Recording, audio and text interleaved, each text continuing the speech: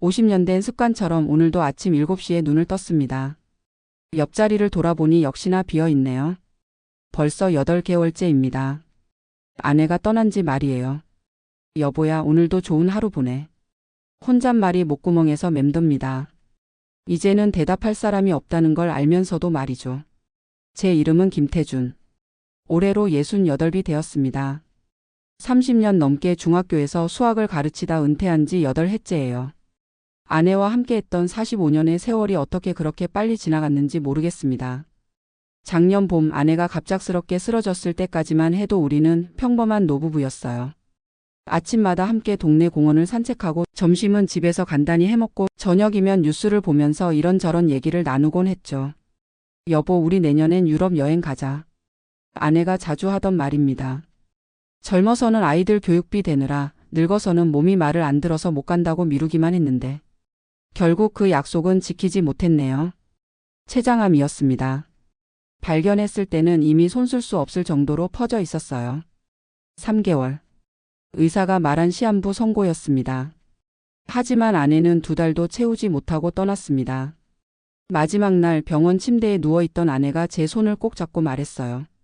여보, 나 없어도 잘 살아야 해. 밥도 꼬박꼬박 챙겨 먹고 혼자만 있지 말고 사람들이랑 어울려. 알았지? 그때는 무슨 말인지 몰랐습니다. 아니, 알고 싶지 않았어요. 그저 아내가 낫기만을 바랐으니까요. 장례식이 끝나고 빈집으로 돌아왔을 때 비로소 아내의 부재가 실감났습니다. 거실 탁자 위에 놓인 안경, 부엌 앞치마, 화장대 위 로션병. 아내의 흔적이 남아있는 모든 것들이 가슴을 찔렀어요. 처음 한 달은 거의 폐인처럼 지냈습니다. 아침에 눈을 뜨면 아내를 찾고 밥을 먹을 때면 맞은편 빈자리를 보며 울고 밤이면 잠들지 못하고 뒤척이기만 했어요.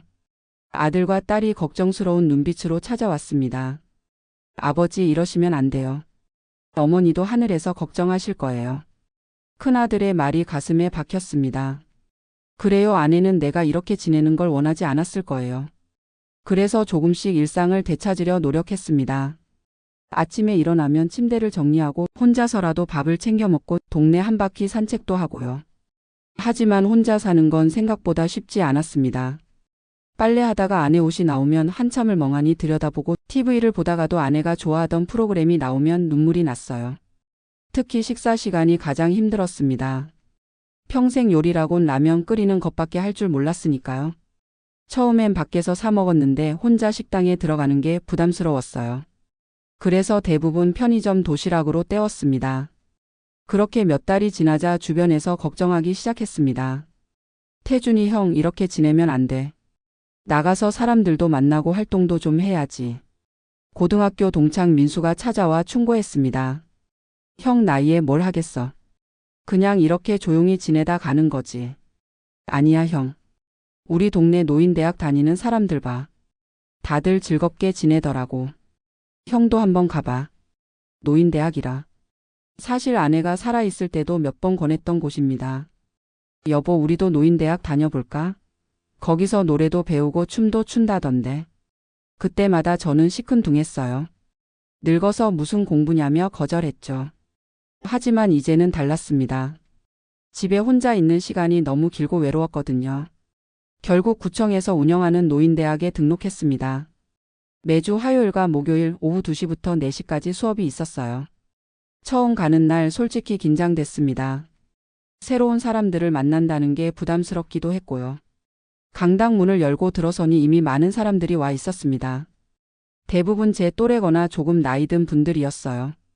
다들 삼삼오오 모여 이야기를 나누고 있었는데 저처럼 혼자 온 사람도 꽤 있었습니다. 빈자리를 찾아 앉았는데 옆자리에 할머니가 말을 걸어왔습니다. 처음 오셨나 봐요.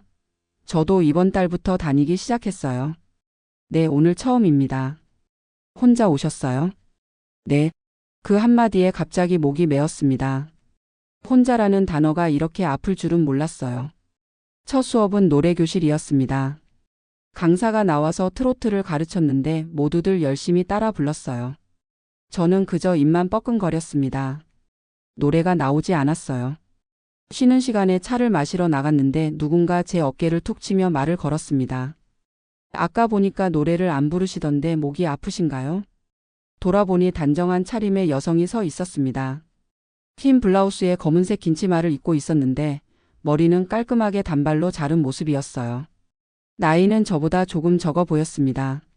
아, 그게 아니라 처음이라 좀 어색해서요. 그럴 수 있죠. 저도 처음엔 그랬어요. 제 이름은 서은숙입니다. 김태준입니다. 가볍게 목례를 하고 각자 자리로 돌아갔는데 왠지 모르게 시선이 자꾸 그쪽으로 갔습니다. 다른 사람들과 밝게 웃으며 이야기하는 모습이 인상적이었어요. 그날 이후로 노인대학은 제 일상의 작은 활력소가 되었습니다. 화요일엔 노래교실과 건강체조, 목요일엔 서예와 역사 특강이 있었어요. 처음엔 어색하기만 했는데 시간이 지나면서 조금씩 적응하기 시작했습니다. 특히 서예 시간이 좋았어요.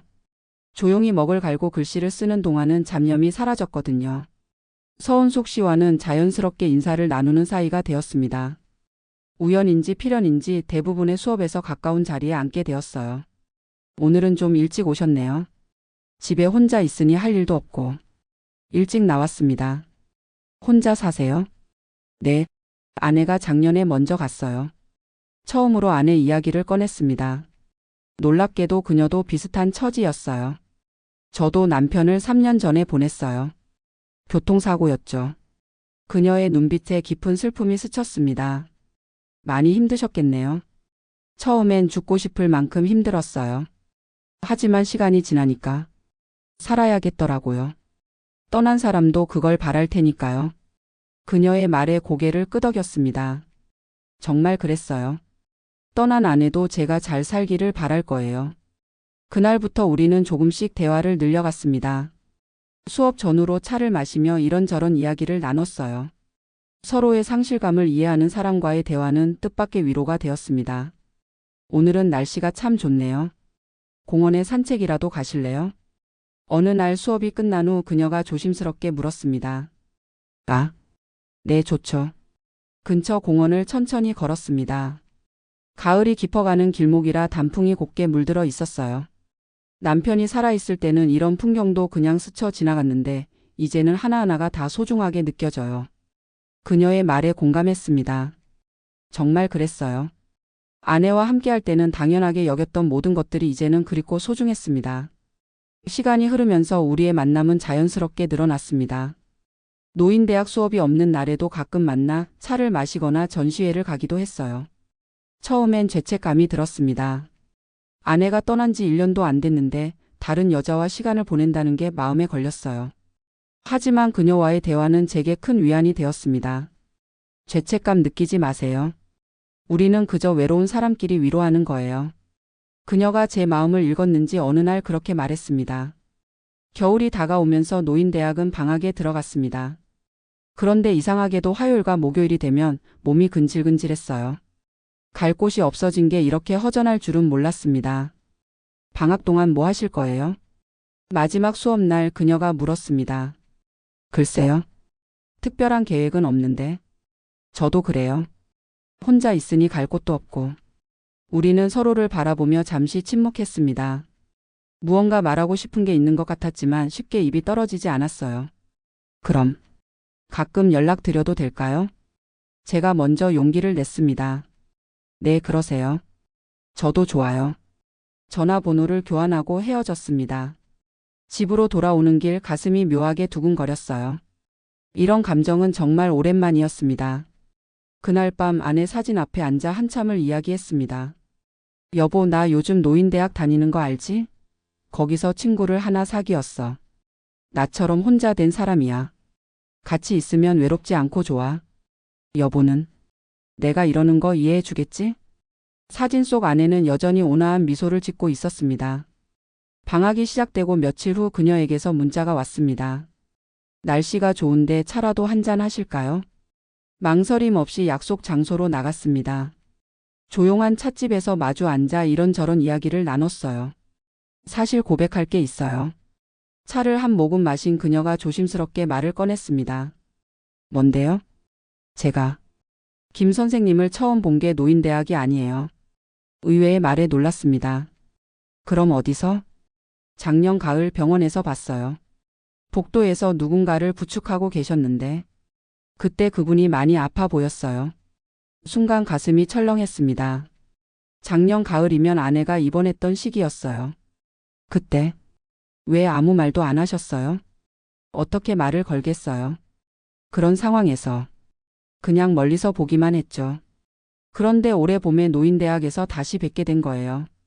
혼자 오신 걸 보고 아, 그분을 잃으셨구나 싶었어요.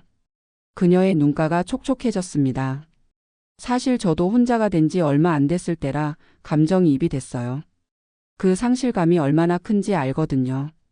그래서 더 신경이 쓰였어요. 묘한 운명이었습니다. 그때 우연히 스쳐 지나간 인연이 이렇게 이어질 줄이야. 저도 은숙 씨와 있으면 편하네요. 같은 아픔을 아는 사람이라 그런가. 김 선생님. 그녀가 제 이름을 부르더니 잠시 주저하다가 말을 이었습니다. 제가 이런 말 해도 될지 모르겠지만 편하게 말씀하세요. 혹시 저랑 좀 더 자주 만날 수 있을까요? 친구로서라도.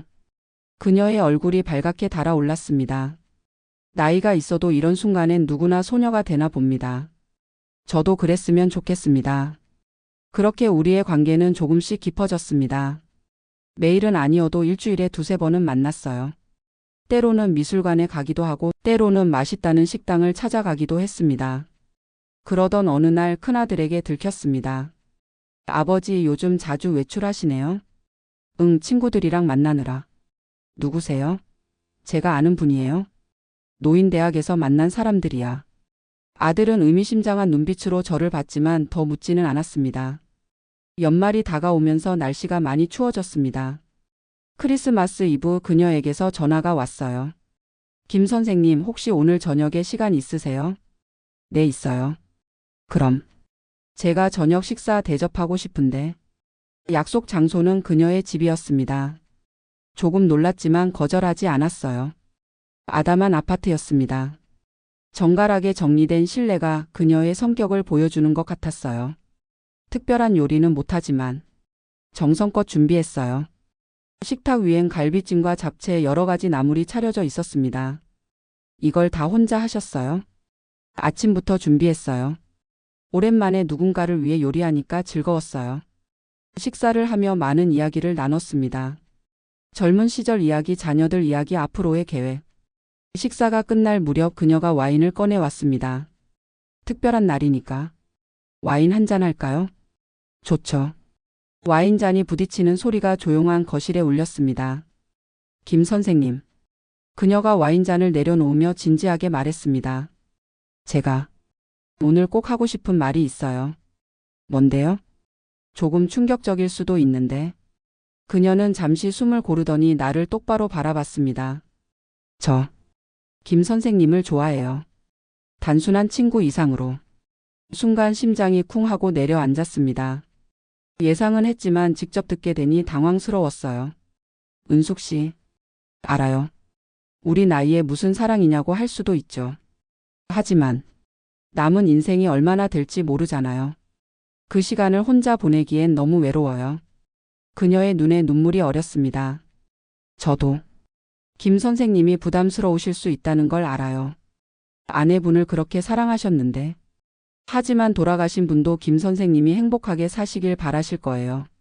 맞는 말이었습니다. 아내도 분명 그걸 바랐을 거예요. 하지만 은숙 씨, 저도 당신과 있으면 행복해요. 하지만 부담 갖지 마세요. 꼭 재혼하자는 게 아니에요. 그저 서로 의지하며 남은 시간을 함께 보낼 수 있다면 그것만으로도 충분해요. 그녀의 진심이 느껴졌습니다. 사실 저도 그녀에게 마음이 있었어요. 하지만 아내에 대한 미안함, 자식들의 시선, 세상의 눈, 여러 가지가 걸렸습니다. 시간을 좀 주실 수 있을까요? 제 마음을 정리할 시간이 필요해요. 네, 기다릴게요. 서두르지 않아도 돼요. 그날 밤 집으로 돌아와 또다시 아내 사진 앞에 앉았습니다. 여보, 어떻게 해야 할까? 은숙 씨는 좋은 사람이야. 나도 그녀와 있으면 외롭지 않고. 하지만 미안해. 여보한테 너무 미안해. 눈물이 났습니다. 죄책감과 그리움이 뒤섞여 가슴이 먹먹했어요.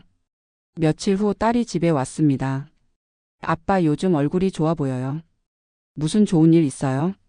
아니야, 그냥 규칙적으로 생활하니까 그런가 보다. 혹시 누구 만나는 사람 있어요? 딸의 직감은 무서울 정도로 정확했습니다. 왜 그런 걸 물어? 큰 오빠가 그러던데요. 아빠가 요즘 누군가를 자주 만나는 것 같다고. 노인대학 친구들이야. 정말요? 그 중에 특별한 사람은 없고요. 딸의 눈빛이 날카로워졌습니다. 만약에 그런 사람이 있다면 어떻게 생각해? 한참을 망설이다 물었습니다. 글쎄요. 엄마 돌아가신 지 얼마 안 됐는데. 그래. 하지만 아빠가 행복하다면 저희도 반대할 이유는 없죠. 엄마도 아빠가 외롭게 사는 걸 원하진 않으셨을 거예요. 의외의 대답이었습니다. 정말 그렇게 생각해? 네. 다만 신중하게 생각하세요. 아빠도 상처가 아직 아물지 않았잖아요. 딸의 말이 맞았습니다. 아직 상처가 다 아물지 않았어요. 하지만 은숙 씨와 있으면 그 상처가 조금씩 치유되는 것 같았습니다. 새해가 되었습니다. 노인대학이 다시 시작되었고 우리는 예전처럼 수업에서 만났어요. 하지만 분위기는 달랐습니다. 서로를 의식하는 게 느껴졌어요. 어느 날 수업이 끝난 후 제가 먼저 말을 꺼냈습니다. 은숙 씨 차 한잔 할까요? 네, 좋아요. 늘 가던 찻집에 앉아 마주 봤습니다. 그동안 많이 생각해 봤어요. 우리 나이에 새로운 시작이 쉽지 않다는 것도 알고 주변의 시선도 신경 쓰이고.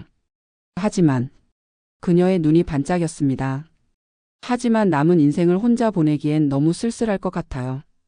은숙 씨와 함께라면 좀 더 따뜻하게 보낼 수 있을 것 같습니다. 선생님, 아직은 조심스럽지만 천천히 서로를 알아가면서 함께해도 될까요? 그녀의 눈에서 눈물이 흘렀습니다. 기쁨의 눈물이었어요. 네, 고마워요. 정말 고마워요. 그렇게 우리는 새로운 시작을 했습니다. 물론 쉽지만은 않았어요. 서로의 상처를 이해하고 새로운 관계를 만들어가는 일은 나이가 들수록 더 어려웠습니다. 하지만 우리는 서로를 위로하며 조금씩 앞으로 나아갔습니다. 봄이 되자 우리는 함께 제주도 여행을 갔습니다. 아내와 가려고 했던 곳이었는데 이제는 은숙 씨와 함께 가게 되었어요. 미안해하지 마세요. 아내분도 이해하실 거예요. 그녀는 제 마음을 놀라울 정도로 잘 읽었습니다. 제주도의 봄은 아름다웠어요.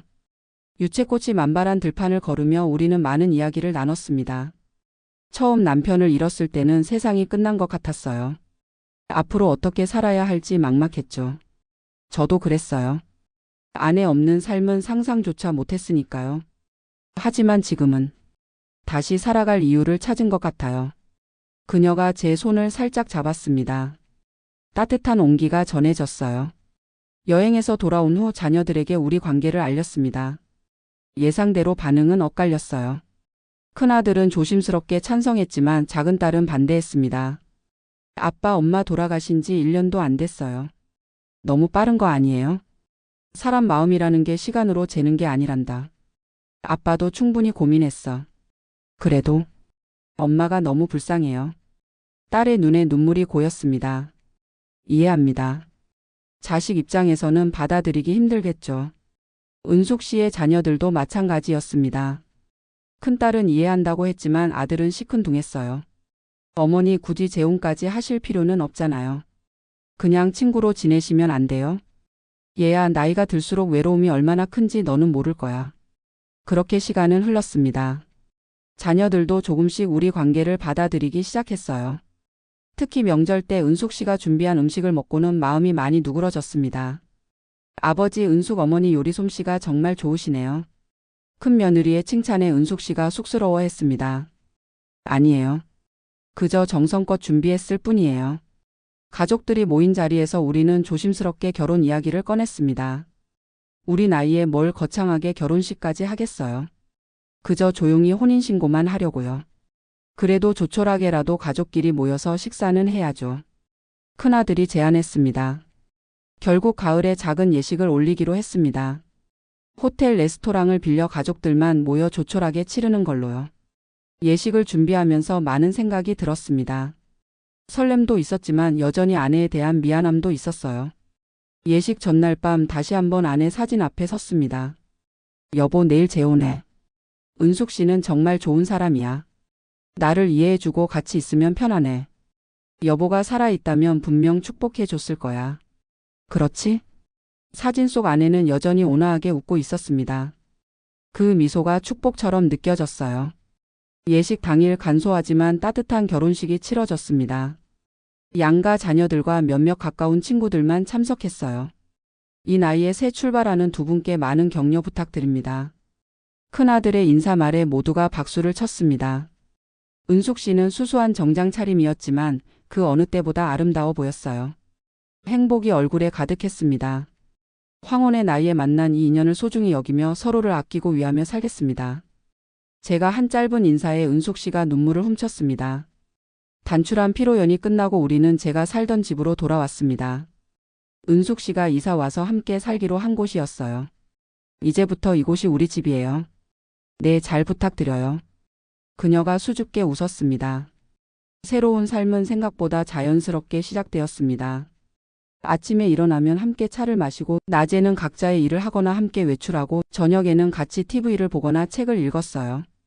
무엇보다 좋은 건 더 이상 혼자가 아니라는 거였습니다. 아플 때 걱정해주는 사람이 있고 기쁜 일이 있을 때 함께 웃을 사람이 있다는 게 얼마나 큰 행복인지 새삼 깨달았어요. 태준 씨, 이리 와서 이것 좀 봐요. 어느 날 은숙 씨가 뭔가를 보여주려고 불렀습니다. 컴퓨터 화면에는 유럽 여행 패키지 상품이 떠 있었어요. 이거, 우리 한번 가볼까요? 태준 씨가 아내분과 가려고 했던 곳이잖아요. 잠시 가슴이 먹먹해졌습니다. 아내와의 약속이 떠올랐거든요. 괜찮아요? 네. 이제는 은숙 씨와 함께 가고 싶어요. 아내도 이해할 거예요. 그녀가 제 손을 꼭 잡았습니다. 고마워요. 저도 그런 마음 이해해요. 다음 달 우리는 유럽으로 떠났습니다.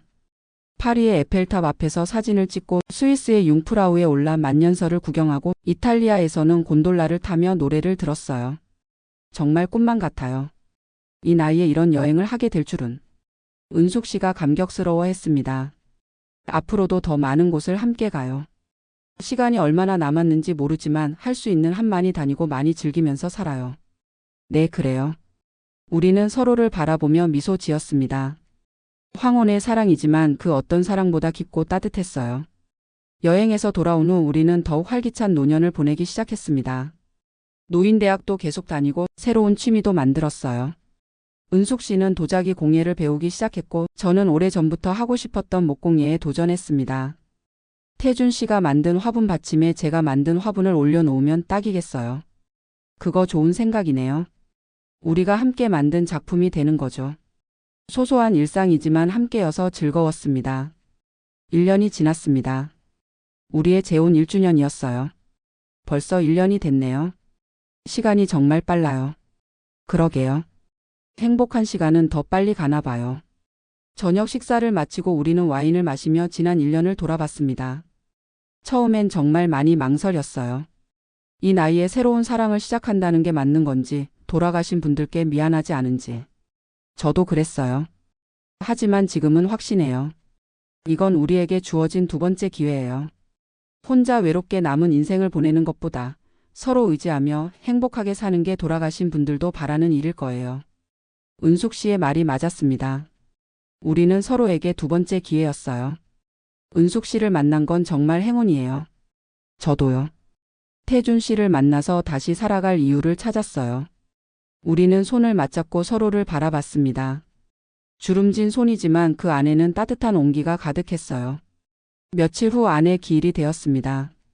은숙 씨는 묘지에 함께 가겠다고 했어요. 괜찮아요. 제가 가는 게 실례가 아닐까요? 아니에요. 오히려 소개하고 싶어요. 제 곁에 좋은 사람이 있다는 걸 알려드리고 싶어서요.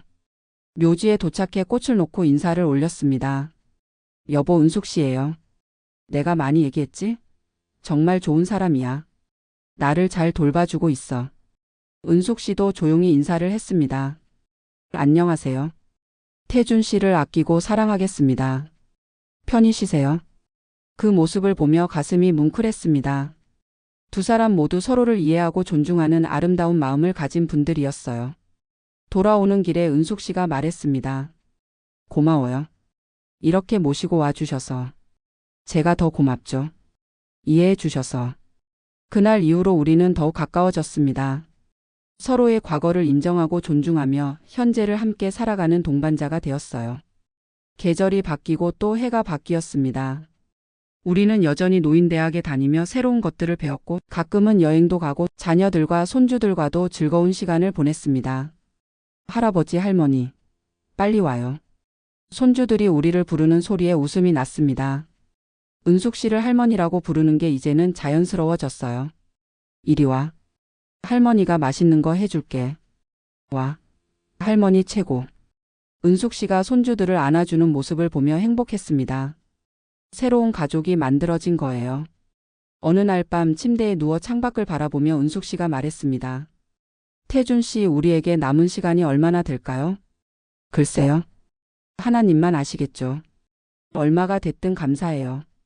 이렇게 함께 할 수 있어서. 저도요. 우리는 서로의 손을 꼭 잡았습니다. 지금 이 순간 저는 진심으로 행복합니다. 인생의 황혼기에 만난 이 사랑이 얼마나 소중한지 매일 깨닫고 있어요. 아내를 잃고 절망했던 시간도 있었고 혼자 남겨진 외로움에 눈물 흘린 날도 많았지만 지금은 새로운 동반자와 함께 따뜻한 노년을 보내고 있습니다. 은숙 씨와의 만남은 제게 두 번째 삶을 선물했어요. 서로를 이해하고 위로하며 남은 시간을 의미 있게 보낼 수 있는 동반자를 얻은 거죠. 물론 젊은 시절의 사랑과는 다릅니다. 설렘보다는 편안함이, 열정보다는 따뜻함이 우리 사이를 채우고 있어요. 하지만 그것이야말로 우리 나이에 가장 필요한 것이 아닐까요? 요즘도 가끔 아내 생각이 납니다. 하지만 이제는 죄책감 없이 편안하게 추억할 수 있어요. 은숙 씨 덕분입니다. 그녀는 제 과거를 있는 그대로 받아주었으니까요. 매일 아침 일어나면 감사함을 느낍니다. 오늘도 함께 할 사람이 있다는 것, 서로 아프면 걱정해주고 기쁜 일이 있으면 함께 웃을 수 있다는 것. 이 얼마나 큰 축복인가요? 앞으로 우리에게 주어진 시간이 얼마나 될지는 모릅니다. 하지만 그 시간 동안 우리는 서로를 아끼고 사랑하며 행복한 노년을 보낼 겁니다. 혹시 이 이야기를 듣는 분들 중에 저처럼 배우자를 잃고 홀로 계신 분이 있다면 용기를 내시길 바랍니다. 나이가 많다고 해서 사랑할 자격이 없는 건 아니니까요. 오히려 인생의 끝자락에서 만난 사랑이 더 소중하고 아름다울 수 있습니다. 무엇보다 중요한 건 혼자가 아니라는 것입니다. 누군가와 함께 손잡고 걸어갈 수 있다는 것, 그것만으로도 우리의 노년은 충분히 빛날 수 있습니다. 저는 은숙 씨를 만나 다시 한번 인생의 봄을 맞이했습니다. 노을비처럼 따뜻하고 아름다운 사랑을 만났어요. 이것이 제가 노인대학에서 받은 가장 충격적이면서도 감사한 고백이었습니다.